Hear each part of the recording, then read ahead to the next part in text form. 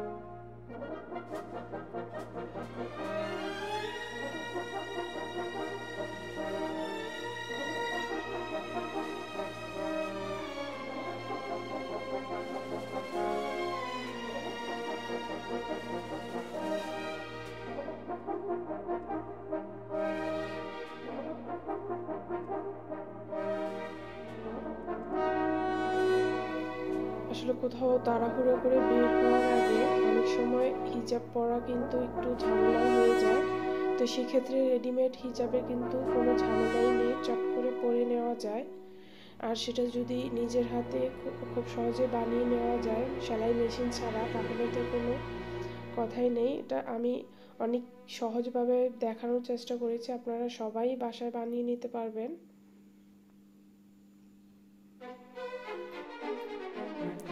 আপনারা আপনাদের পছন্দ মতো কালার বা ড্রেসের সাথে ম্যাচিং করে বানিয়ে নিতে পারেন।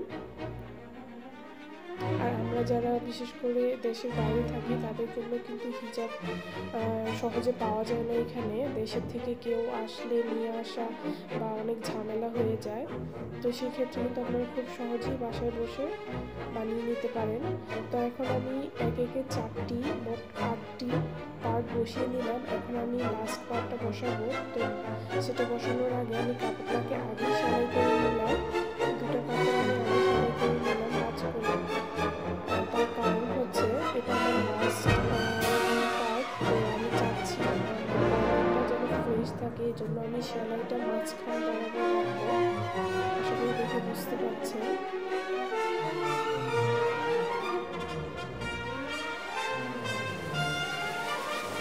আমি সেলাইটা মাঝখানে দুইভাবে ভাঁজ করে দেন বসিয়ে নিচ্ছি।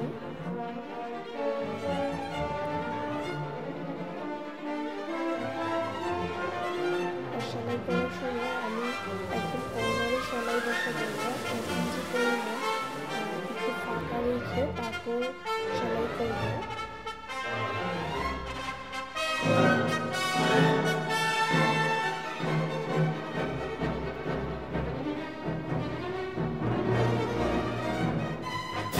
একটু 1 ইঞ্চি পরিমাণ ফাঁকা রেখে সেলাই করে রেখেছি।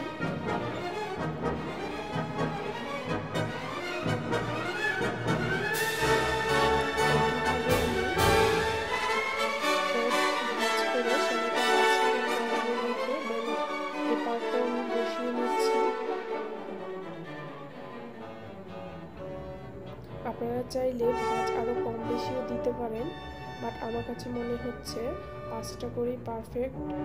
দুই পাশে টোটাল 10 পিচ। এটাও আমি একইভাবে সেলাই করে নিচ্ছি, 1 ইঞ্চি পরিমাণ বাদ রেখে তারপর আমি সেলাই করছি। তো এখন আমি একটু রাউন্ড শেপ করে এই সাইডটা কেটে নিব কর্নারটা।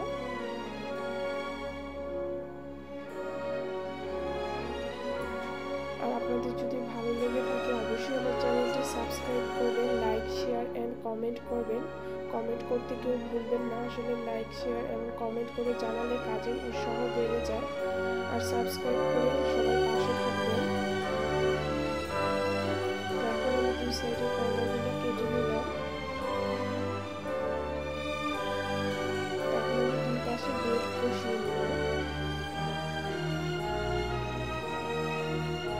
এখানে কিন্তু সেলাই মেশিনে আমি কোনো কাজ করিনি, আমি পুরোটাই হাতে সেলাই দিচ্ছি।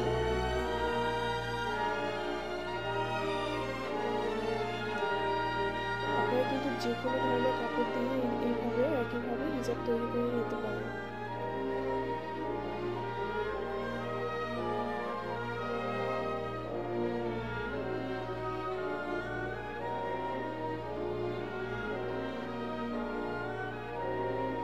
আমাদের সামনের পার্টটা কিন্তু টোটিটা কিন্তু রেডি হয়ে গেল। এখন আমি জাস্ট একটা ওড়না, এটার সাথে ম্যাচিং করে একটা ওড়না নিয়েছি ব্ল্যাক কালারের। তা আমি ওড়নাটা দুই ভাঁজ করে মিডল পয়েন্ট বের করে নিচ্ছি প্রথমে।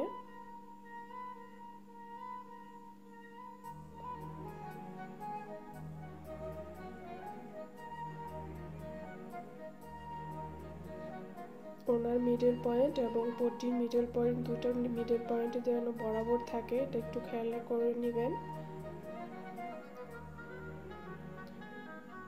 এই জায়গায় একটু ভালো করে খেয়াল করবেন আমি ওড়নাটাকে কিভাবে সেলাই বসাবো। ওড়নার মধ্যে আমি কিন্তু ওড়নাটাকে পর্যায়ে উল্টিয়ে নিলাম।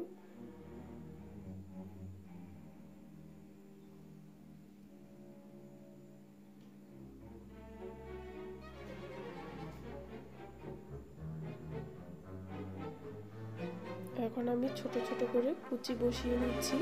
আপনারা যারা একটু ফুলানো বা একটু উঁচুতে হিজাব পরতে পছন্দ করেন না তারা কিন্তু প্লেনে এইভাবে জাস্ট ওড়নাটা সেলাই করে নিতে পারেন, বাট আমি এখানে কুচি দিয়ে নিচ্ছি।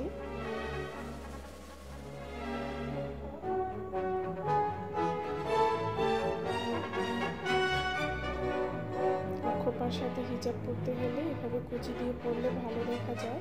আর যারা খোপা ছাড়াই এভাবে কুচি মানে হিজাব পরতে চান তারা কুচি ছাড়াই তো লাগিয়ে নেবেন।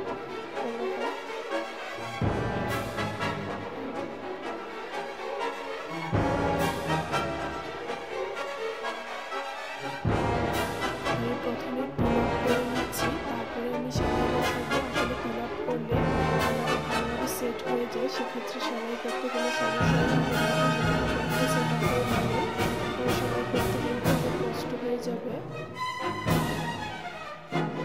তাই কুচি দিয়ে প্রথমে পিন আপ করে নিচ্ছি।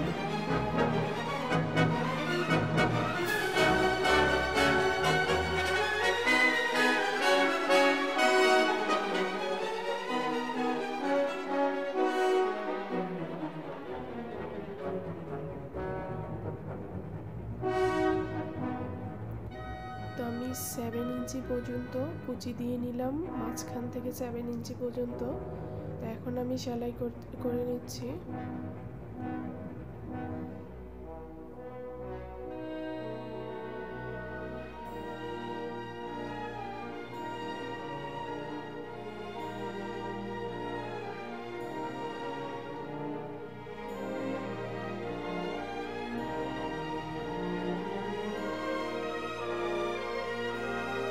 সুন্দর করে কিন্তু কুচিগুলো বসে গেল।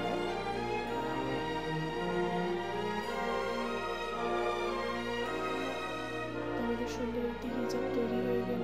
আশা করি আপনাদের সবার ভালো লেগেছে। আর অবশ্যই please subscribe my channel and অবশ্যই কমেন্ট করে আমাকে জানাবেন কেমন হয়েছে। তা আমি একটু পরে দেখাচ্ছি কিভাবে আসলে পড়তে হবে।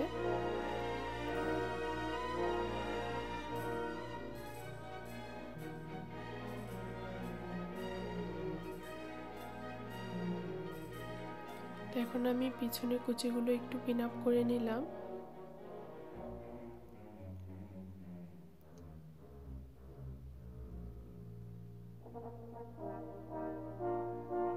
তো যেতে যেতে আবারও বলি, সবাই please subscribe my channel and comment করে অবশ্যই আমাকে জানাবেন।